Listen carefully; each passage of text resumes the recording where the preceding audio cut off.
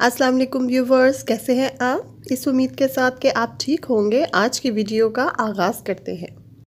आज की video soul healers, जो कि लिटरेचर आउटस्टैंडिंग पे पेश किए जाने वाला एक सिलसिला है, उसी की एक कड़ी है और बहुत शुक्रिया इस सीरीज़ को पसंद करने के लिए।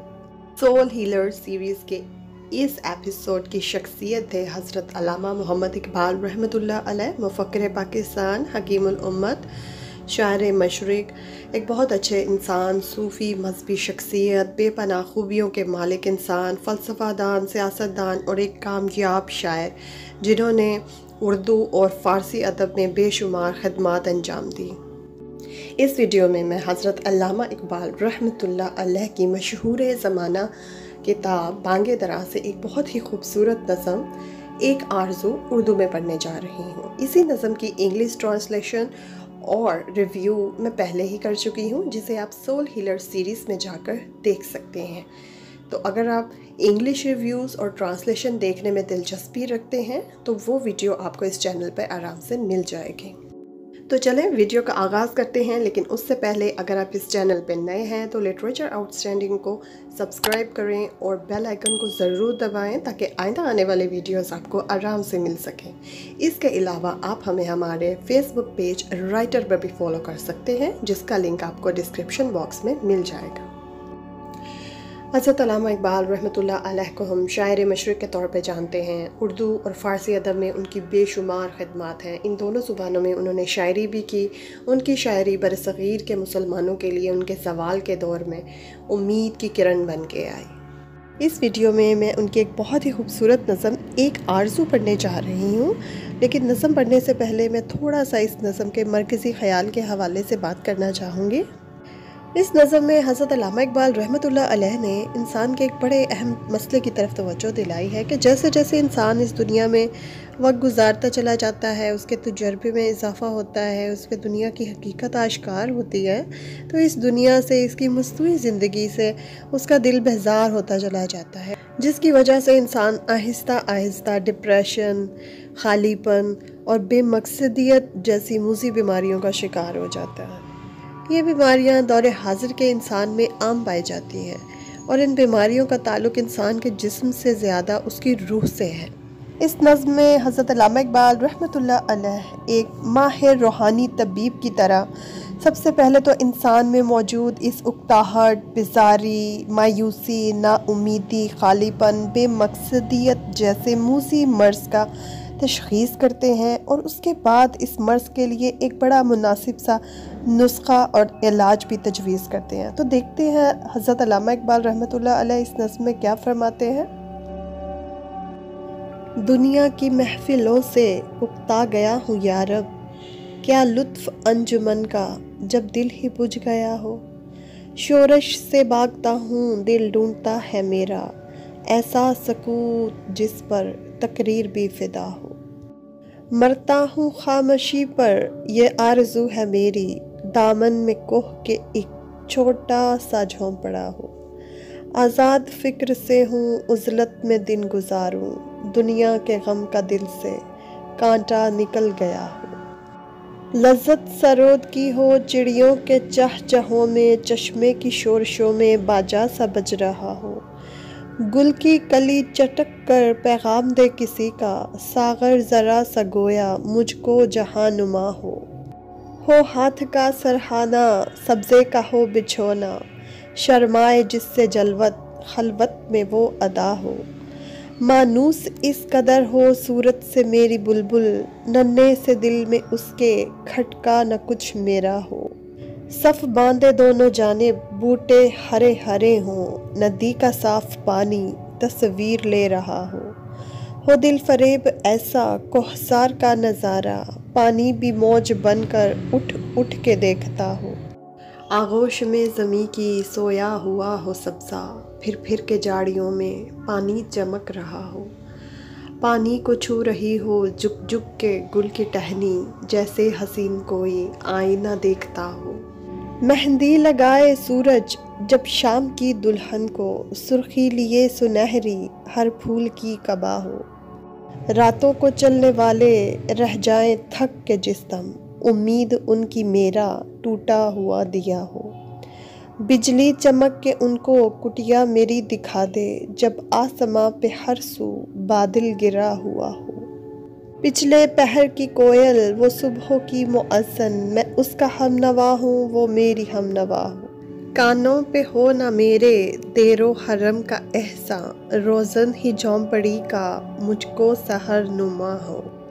फूलों को आए जिस्म शबनम वुज़ू कराने, रोना मेरा वज़ू हो नाला मेरी दुआ हो।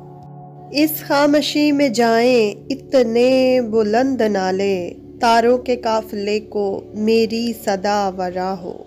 हर दर्दमंद दिल को रोना मेरा रुला दे, बेहोश जो पड़े हैं शायद इन्हें जगा दे।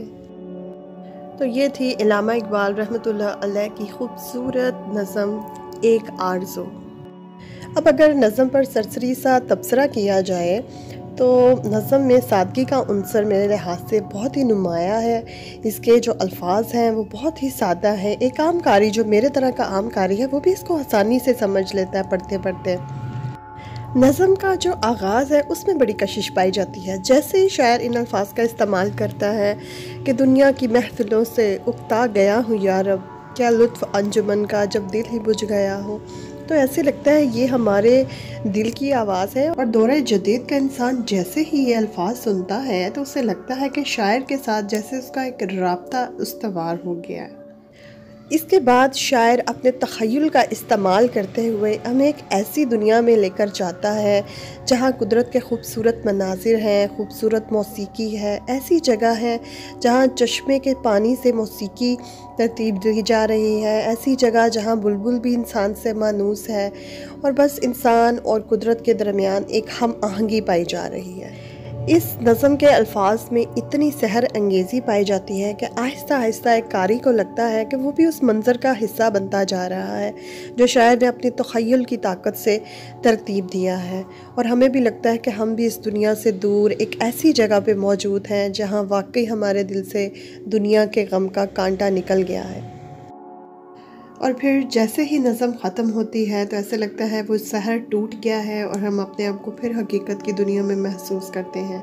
पर वक्ती तौर पे सही इस नज़म में वो सहर अंगेज़ी मौजूद ज़रूर है जो हमें हकीकत से उस ख़याली दुनिया में ले जाती है जो शायर ने अपने तख़य्युल के ताकत से तख्लीक की है।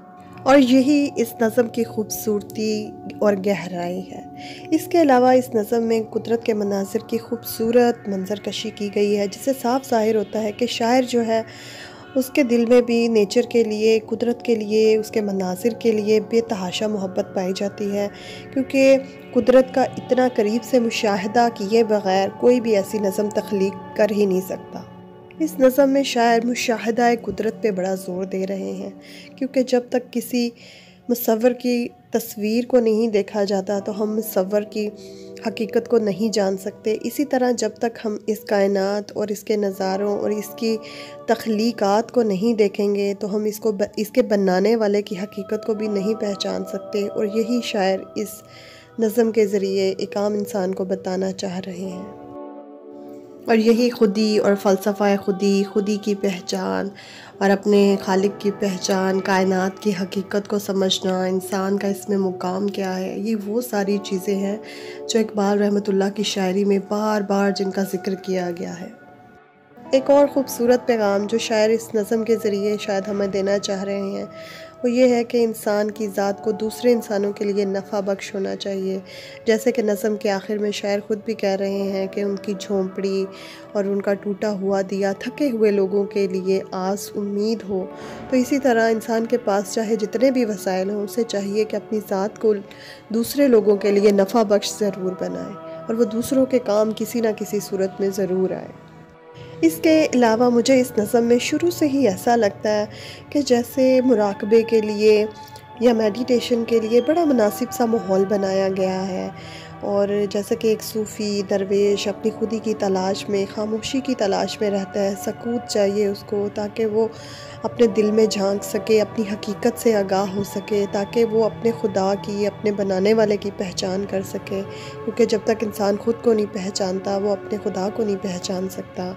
और बस ऐसे लगता है जैसे कोई दरवेश, सूफ़ी, फ़कीर हमें उन सारी मनाजिल से रोशनास करा रहा है जो उसने अपने रूहानी सफ़र के दौरान तय की हैं, और साथ साथ वो अपने पढ़ने वालों को उन निशानात की तरफ भी रहनुमाई करता जा रहा है कि अगर कोई दूसरा भी इस राह पे चलना चाहे तो ये तरीके अपना सकता है। तो इस लिहाज से मुझे एक रूहानियत का अंसर इस नज़म में बहुत ज़्यादा नज़र आया, जो कि मैंने डिस्कस भी किया।